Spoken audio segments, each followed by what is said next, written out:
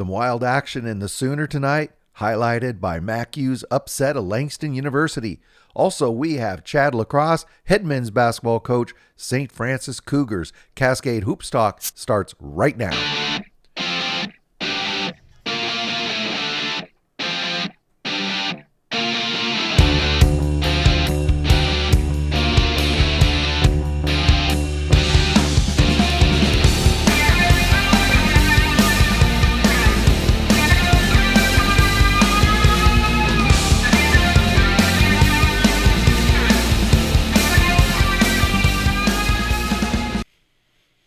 As we go through the games of January 20th, let's remember it's the day we celebrate the life of Martin Luther King Jr.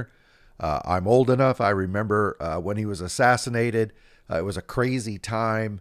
Vietnam War, Bobby Kennedy's assassination. The Kent State shootings were around the same time. A lot of violence on campus and in the cities. And Martin Luther King was always a calming voice calling for peace. And it was a great shock when he was murdered in 1968. So we always remember him for his voice of peace. A couple of congratulations to give. Corey Alford, he coaches up at Huntington University. You probably heard of him. They're the Foresters. He got his 100 straight wins. Could you imagine that? He got his 100th career win. He's a great guy. He's a great coach, good friend of the show. Congratulations, Coach Alford. You got many, many more to come. Also, Colin Parker, Columbia College Cougars, he became the all-time leading scorer at Columbia, 1874 and counting. That is a fantastic milestone.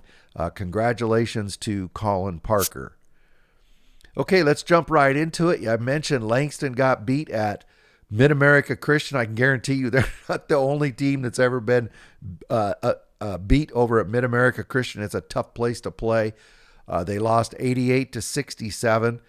They kind of fought back down the stretch, but MacU just had an answer for everything. The final score, 88-67. Josiah Fulcher, 24 points, 11 rebounds. Juwan White, 22 points, 4 rebounds, 8 assists. So Langston now is 15-3. We'll look at the standings in a second. But a couple of notes on this game. Mid-America Christian, they shot 60% from the field, 58% from three. They out-rebounded Langston 33-23. That's a feat in itself. And this had to have been a pretty physical game. There was 47 fouls. That's more than one a minute. It's probably a tough game to referee. But congratulations to Mid-America Christian, a big win for them. So Langston will be in action again on Thursday. They're going to play College of the Ozarks. Let's take a lot of action in the Sooner tonight. Nelson got the win at Texas Wesleyan. Big win especially considering that Langston got beat. John Brown beat Oklahoma City like a drum. 103-53. Yeah.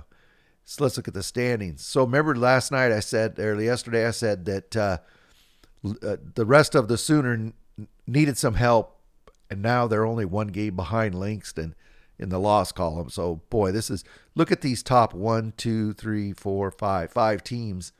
I mean, this is really anybody's race at this point. You can see them. They're all just stacked together.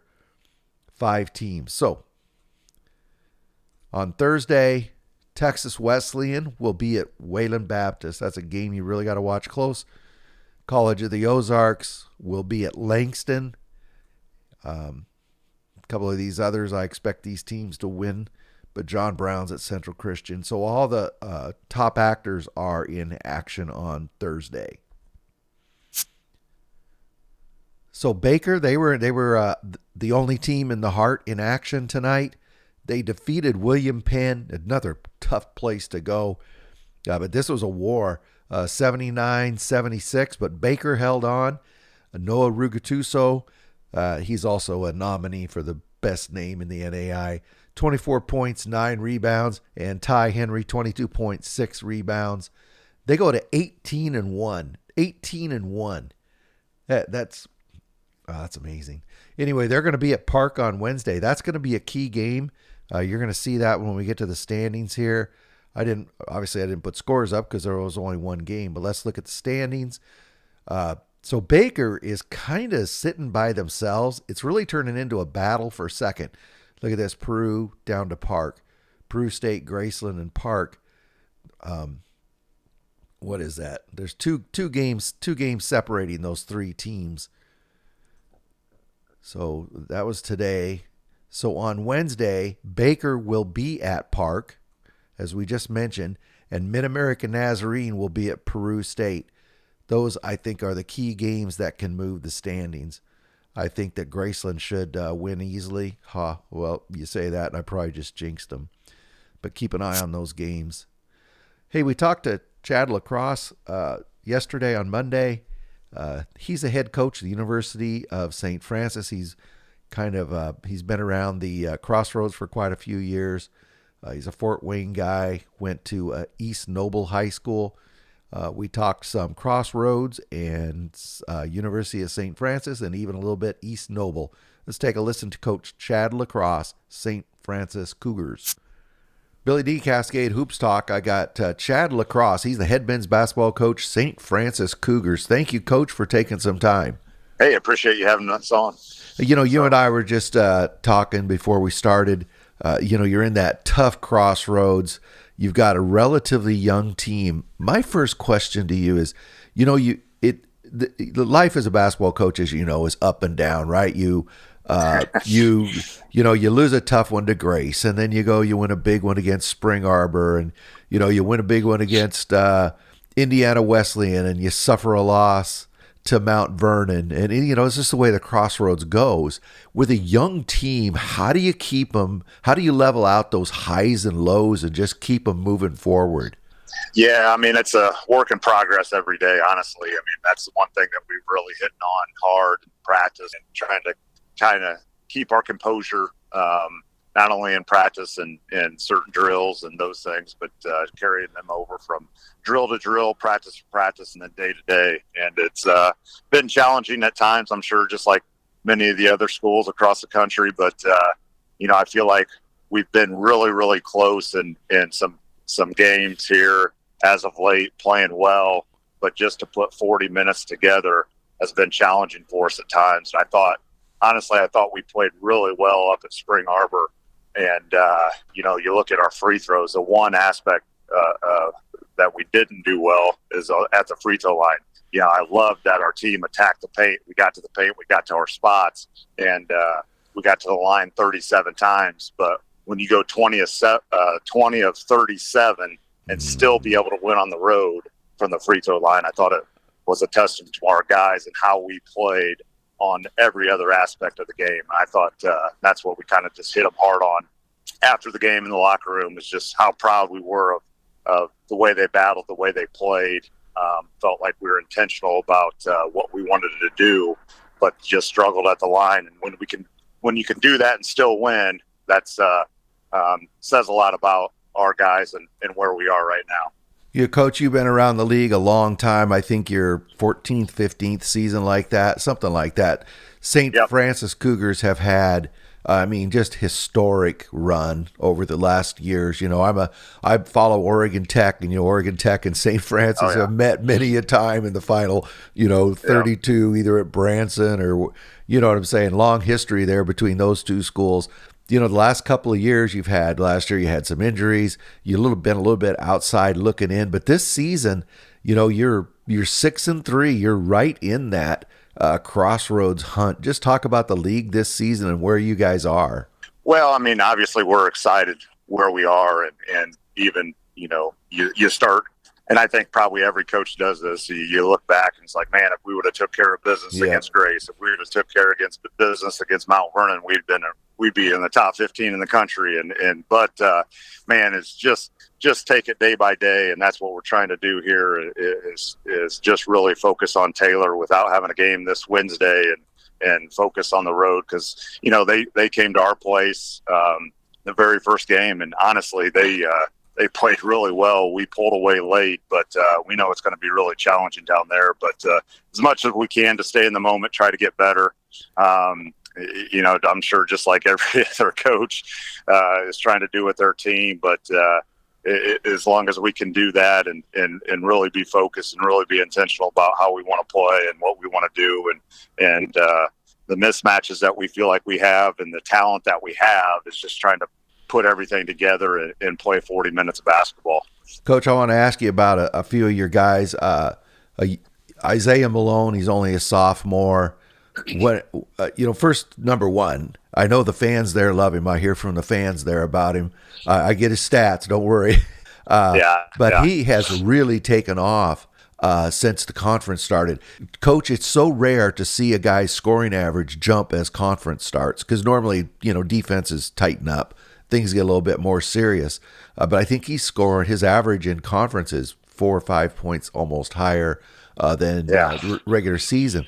And he's only a sophomore. I think most people know that's Elijah Malone's brother, but he's got his own type of game. He's not a carbon copy of his brother, but he's got a whole different game about him. Talk about Isaiah Malone. Yeah, I mean, just, kind of got thrown into the fire last year with our injuries and kind of there down the stretch was really our only big guy. So we had to rely on him a lot. And you know how it is to rely on a freshman in the Crossroads League's tough. And especially when Isaiah came in, he was 185 pounds. And he's 220 pounds right now. Holy and cow. I'm telling you, he's an incredible worker. And we've had a couple in our program throughout the years. Obviously, we've had some really good players, but just reminds me of the work ethic that Antoine Cushenberry had. I mean, Isaiah's in bed early and up early in the mornings. He's the first one in the gym every day, and I'm telling you, he's 2, 3, 4 hours a day in the gym before practice, and I'm not exaggerating. It's incredible, his work ethic, and he gets it done in the classroom. And there's been some challenges in those things, but I feel like he's maturing more. And I think the biggest thing, when you look at a scoring average from the regular season to the conference season, is he's starting to realize what he's capable of doing inside. I mean, obviously, you look at his 3-point percentage and it's like 90% or something incredible, right? Like, he's like 14 for 16. He's 14 for 16, yeah. Yeah, so I tell him he's a good shooter. I'm not sure he's quite that good, but the kid, like he's shooting 1,000 threes a day. Is like, man, shoot more. Like especially I feel like in games he passes some up, but with his strength and what his work ethic and now just starting to put that stuff together and realize how effective he can be for us. But not only that, it's like guys got to get him the ball too.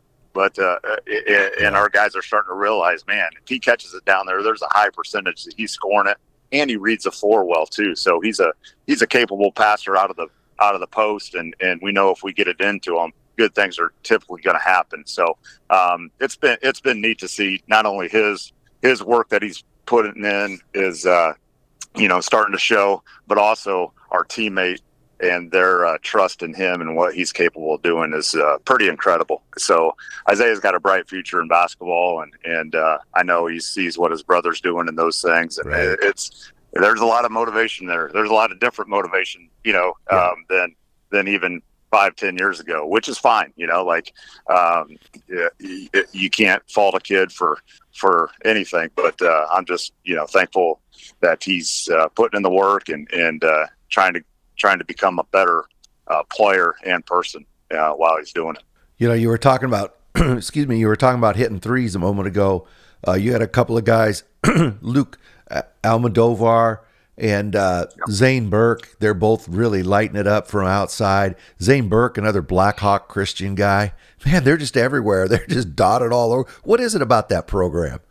Well, it's a great program. And in fact, my son's a freshman there, so I'm there quite a bit, and he's playing varsity, and they had a big win over, Bishop Lures there Saturday night, so it was fun to see that. Okay. But Coach Davidson was there for a long time, and now Coach Ross there, and doing an incredible job, and just thankful that my son's able to be a part of that, and our family as well too. So it's been pretty neat. A lot of really good players, and the community supports it. It's fun to be a part of that. So talk about those guys. Talk about Luke and Zane, their games. Those guys really fill it up for you. They play a ton of minutes too for you.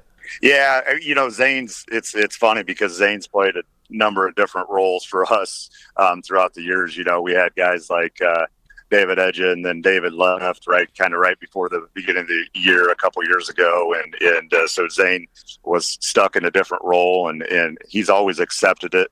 And like you said, he plays a ton of minutes. It's just hard with his IQ and just knowledge of the game to take him off the floor, and our guys really have a lot of confidence and trust in him, and so we just ride him, and he never complains about it, but it's you probably never get a player that complains about too much playing time, right? So but Zane's been great for us here at St. Francis, and he's always hitting key shots, but also too, like Zane's IQ, like he wants to get people involved. He wants to move the basketball. He wants to play in space and those things, and knows what we need to do to win, and really tries to push that on guys and their mentalities and those things. So, I mean, if you look at the players that we have with Isaiah, and then you spoke about Luke Almodovar, and we have Brandon Northern, those guys they can all score the basketball to where Zane kind of, like Zane can really score it at a high level, but also will take a back seat and be like, hey, we got Luke rolling here. I mean, Luke was 10 of 13 from the field on Saturday, 28 points. And in the second half, we just kept going to him, and our guys were super confident in Luke. But, talking about Luke a little bit, Luke's just an incredible athlete. I've never seen a guard really, I haven't coached a guard like him, what he's capable of doing. Just not many people are capable, especially at our level. And I can't think of too many guards in the Crossroads League that are as athletic as he is, and left-hander, shoots it extremely well, can get downhill, but for somebody to go up and he's just relentless to the rim, that can honestly just almost dunk on anybody. It's incredible to watch. So to have that, from beyond the arc, the way he shoots the ball, the way he scores the ball, but also the way he puts it on the floor and attacks the rim is pretty incredible. The things that Luke can do. And we got to mention Zane's your only senior starter as well. So I'm sure that gives him. He's got to have a huge leadership role as well. Yeah, no doubt. Him and Brandon. It seems like. Yeah. They both have been around our program, it seems like, for 10 years now, and they've kind of each year taken more and more of that on. And I think that was a big thing that was lacking, even last year, that they knew they had to step up and just become better. And again, it's not easy every day. We're trying to continue that.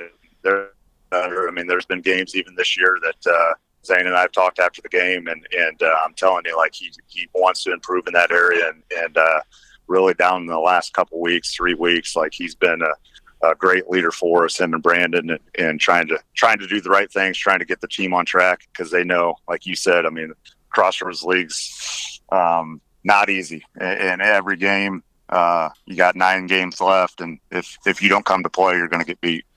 Coach, most people know you had a really successful college career yourself, but I didn't realize that you went to East Noble, and that's where Brandon Darnell, most people in the Crossroads remember that guy coming into town and beating everybody up. He's head coach over there. You ever get over and watch your alumni? Yeah, I haven't been there in the last couple years, but they're just right up the road. My family, my wife's family, my mom still lives there in Kendallville. So, I get to see them. I've seen them play quite a bit just because they'll come to our team camp stuff and shootouts and different things in the summer. But, it's always great. That was my last year of high school was in 97. Was still single class basketball in Indiana. And you talk about the crowds and just some of the best memories that I had. That I still have were from my basketball days, and we were really successful. my last year we were 25-2 and went to the semi-state here in the Coliseum in Fort Wayne, and just to see the packed crowds. I mean, there's nothing like high school basketball, especially back then with single class. So, but yeah, East Noble seems like a long time ago. Okay, so you're 6-3. You're halfway through the conference. You guys are taking your conference break this Wednesday. What do the Cougars need to do to continue to build on this and, get in toward the fight for a conference championship? Yeah, I think, like I said, we just got to continue to play to our strengths, be intentional about how we want to play and through the post and inside out. We feel like if we take great shots and defend, we're going to have a chance to be in every game. And I feel like that's the one thing that we're doing. Not only, we've always done a pretty good job, I feel like, spacing the floor and playing in space and those things, but running few more sets this year and trying to get our guys shots where we want them. And I feel like their understanding of what we want to do offensively is continuing to become more clear every day, and it's fun to watch their progression. So obviously defensively is a key in our league. I mean, there's so many good teams and players, and trying to slow down teams and trying to make it tough on as many opponents as we can is going to be key. And then, like every other team in the country, is hopefully we stay healthy and continue to battle and find a way to pick up a few road wins and take care of business at home. Yeah, well said. Coach, that getting a young team experience heading into the second half of conference, it's kind of got a good news, bad news. I mean, your team is starting to gel, coming together, but everybody, you ain't sneaking up on nobody anymore. I mean, everybody knows you're coming now. Yeah, no doubt. And again, the way, like you were talking about with Isaiah and Luke and Brandon and Zane and those guys, I mean, Robert Fry's a transfer that's played some big minutes for us and those things. So, they're starting to feel more comfortable. But like you said, there's so many good coaches in our league and what they do to prepare and take away things. So we're going to have to get creative but also to stick to what we want to do. And man, I like if we can attack the paint and get to the free throw line and hopefully make free throws. But if we can continue to do that, I feel like we can be in a lot of games here down the stretch. Coach, you talked about the good coaching. It always reminds me several times I've seen true freshmen play their first game and score 25 points and I always think after the game, I think, boy, you're not going to get that open ever again in your life. You're on everybody's scout sheet now. But that's the way it works. I mean, it's the opponent gets a vote. Coach, I really enjoy the Crossroads this year. It's quite a battle. It's good to see St. Francis back up there near the top. I really respect your program, and I wish you a lot of luck as you go into the second half. Well, I appreciate it, and thank you for everything that you do for NAIA basketball, and it's always good to be on your show. I feel like if we're on your show, then we're doing something right, at least in the season. So appreciate it, Billy. Well, keep on winning. It'd be great to get you on again. I really enjoy talking to you. Okay, thanks a lot. Love to be on. Yep. Thank you, Coach. That's Chad LaCross. He's the head men's basketball coach, St. Francis Cougars. Thank you. Hey, thanks a lot to Chad LaCross and also to the University of St. Francis. They're having a good season. They're right in the mix there in the Crossroads. We're going to have to keep an eye on them. So let's keep going with the games tonight. Central Baptist was in action against Williams Baptist, 92-79.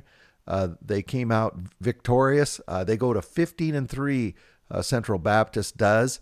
In this game, Brian Alexander, 20.7 rebounds. Wade Williams, 18 points, 2 rebounds. So Central Baptist is going to be at William Woods on Thursday. Since the game yesterday, I was getting confused, Williams Baptist and William Woods. It was a little embarrassing. But William Woods is in second place. So the 15-3 Central Baptist will take on, let's see, first one other game in the conference, Columbia won. But look at this. Central Baptist is 9-0. They are a game and a half up on William Woods. Columbia is 7-2. They were victorious tonight. So on Thursday, this is the game. William Woods can win this game, They're a half game back from Central Baptist, so that's a big game. And they're at William Woods. Columbia's in action also. They are, what is it, 2 games? Yeah, 2 games back from Columbia or from Central Baptist. So this is a big game as well in the conference. Let's keep going on the Appalachian. There was only a couple of games. One big one though, Tennessee Wesleyan upset CIU. CIU had kind of been in the driver's seat. Milligan was victorious also. You see that game. So CIU now goes to 9-2. Look at this, 9-2. Bryan 9-2. Pikeville 9-3. And then you go down another game. Montreat, Johnson, Milligan. They're really all bunched up here. It's just like every other conference. I keep saying it's a dogfight, but every conference. Montreat's going to be at Pikeville. Huge game for Pikeville. They lose that game, they're going to start slipping back. Bryan is at Union. Now Union's been down a little bit, but Bryan, they're dead tied with CIU. They have to continue to win, and these are the other games in the conference. We'll keep an eye on the Appalachian. In the HBCU, only one game that came out as expected. Tougaloo defeated Virgin Islands.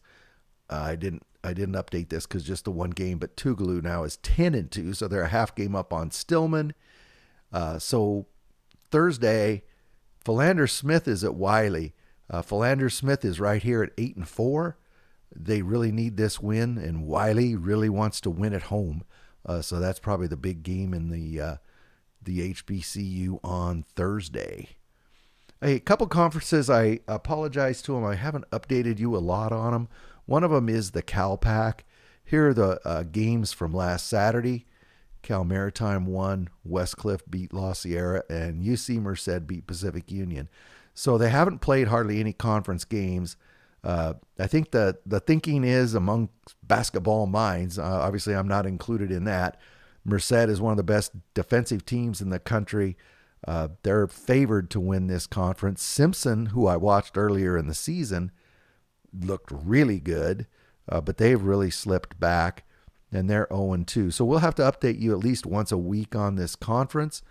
So Saturday, here's the games on Thursday. Saturday, UC Merced is going to be at Simpson. They have to go to Reading to play Simpson. I'm really curious what's going to happen with that game. I want to find out how good Merced is. They haven't really been tested. Now they did beat Montana, or no, they beat the Masters? The Masters, I think.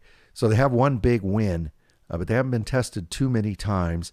They're going to be at Simpson. We'll just see how they do in Reading. And then Cal Maritime's going to be at Westcliff. And that'll just give us a barometer for where these teams are. Also, another group is the Continental Conference. Those are the independents. They don't play each other very often. At least once a week we'll update you on this.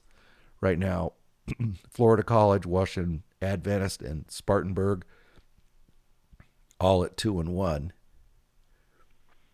And then, I thought I had the North Star in there. Hang on. I did have the North Star. It just didn't come up. This conference is a little further along. I apologize. I should have pulled it up earlier. I didn't think they were going that deep already. So on Saturday, Jamestown won and Dickinson won.